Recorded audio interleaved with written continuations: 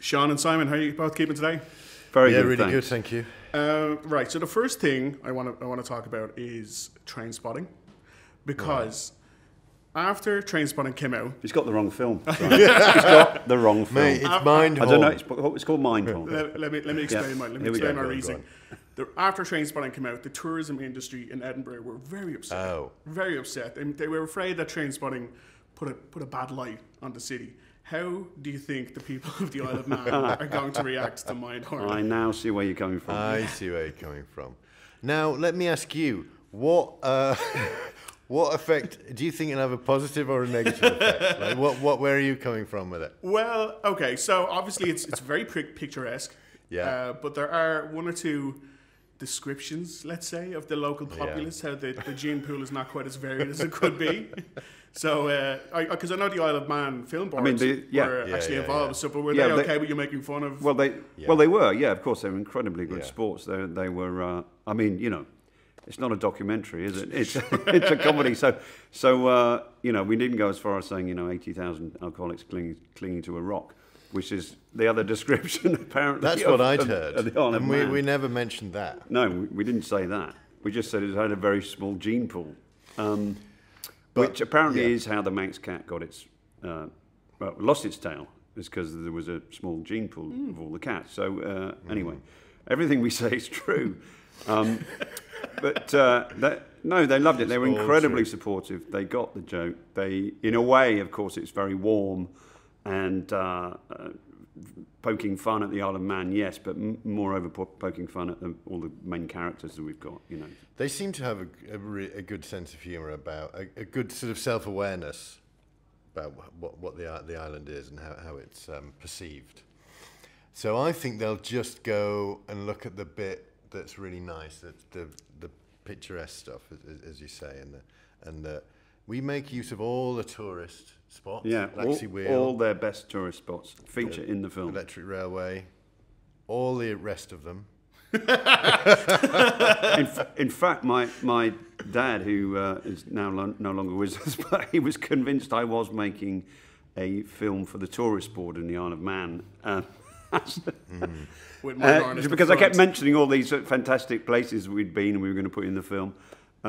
He was convinced we were doing a sort of thing for the Isle of Man tourist board. Well, as far as the character of Mindhorn goes, there's a particular type of character that is very endearing in a way. If you look back through like David Brent or Alan Partridge, or there's an American MacGruber kind of character, where they are borderline completely unlikable, but yet you are still completely behind them all the way through the film. How difficult is it to write and direct a character like that, where at any moment you're like, ugh, but at the next moment you're in love with them again? Do you want to do the writing bit? Well, no, I'll do the directing. Yeah, okay, I'll do the writing bit. I'll do the writing. That was the challenge. Those characters you mentioned are great sort of touchstones for us, and actually. There's a character, Kenny Powers, in Eastbound and Down. I don't know if you know that one, but that was a really extreme example for us. We always went, because he's so horrendous on the surface, and yet you do root for him and get behind him. And we were going, how does that work? How can you make that character? And Richard Thorncroft isn't as despicable as him, but we exactly wanted to do that. And I think we tried to, all those characters you mentioned have a gap between how they perceive themselves and how others perceive them, and somewhere in that gap is the comedy, and because that gap is there and that blind spot is there, I think you go, oh, he's a human being, he's got foibles, he thinks he's like this, but he's clearly not like that. It's this kind of cosmic lack of self-awareness that makes all those characters funny, and but you do need the right person to play them, because otherwise they would be just pretty unfunny and obnoxious. You do need someone who is inevitably a comic actor, and needs that sort of comic aplomb, and can genuinely pull off that mixture of sort of being seemingly incredibly arrogant, but actually the way that the comedy is constructed in the film, obviously, is that joke is securely on him, and that's why we can enjoy it, because he he gets his comeuppance. I mean, it's a sort of, daft film in many ways, but it is really a story of redemption in the fact that he goes back to the Isle of Man to sort of try and relive his glory days, and he falls flat on his arse, basically. And and has a terrible time. We do put him through hell. So I think that's what makes it funny. Makes it sort of justifiable as well. Is that it's the fall of the would-be king. And he thinks he's a king, but he's an idiot. One of my favourite scenes in the film is the parade. It just, for some reason to me, it really stirred up like Father Ted kind of moments where it was just the almost surreal, but still based in this bizarre reality. Yes. When it comes to like comedic influences for the both of you, like who would be up there? Who would be the top people that you would like? That's who you're aiming for. Well, just while you're on the parade, though, for a second before we move on to that was a real That's parade. a real thing. Yeah, and it was we certainly didn't have enough budget to get even 40 extras. It was a small parade in was it it was Peel on the West Coast? Peel Parade. Peel Parade, and we sort of attached ourselves to it. I mean, obviously we had to organise it with the parade beforehand, but we attached ourselves to it, and they said, "Oh yeah, it's a parade. It goes on for about a couple of hours. You'll be going through the town, so you'll have a couple of hours to shoot it." It went past in 30 minutes, and we had like 30 minutes to get all this material. But it was priceless. There's something in sort of small town British and Irish life that is so recognisable, that it's so daft and forlorn.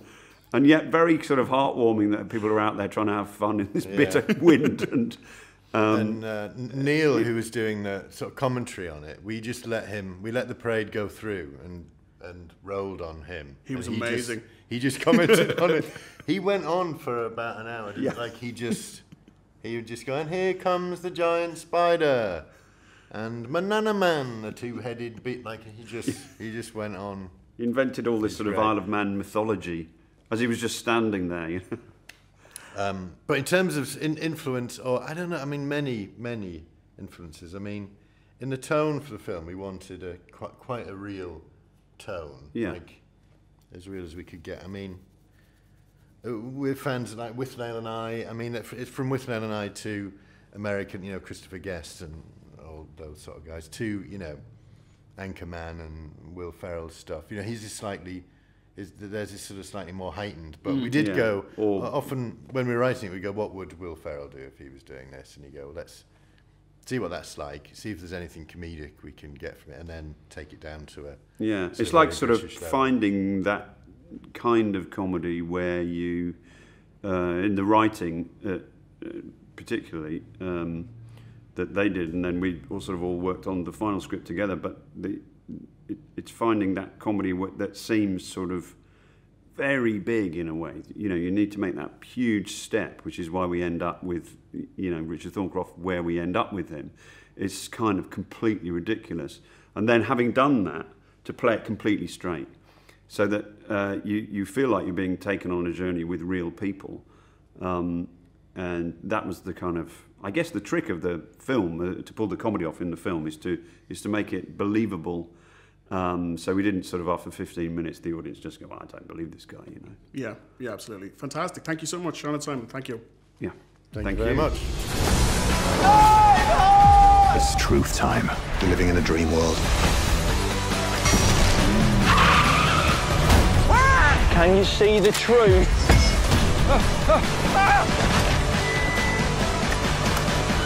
Richard. How do I look? Like you need some help? Too late. I walk alone.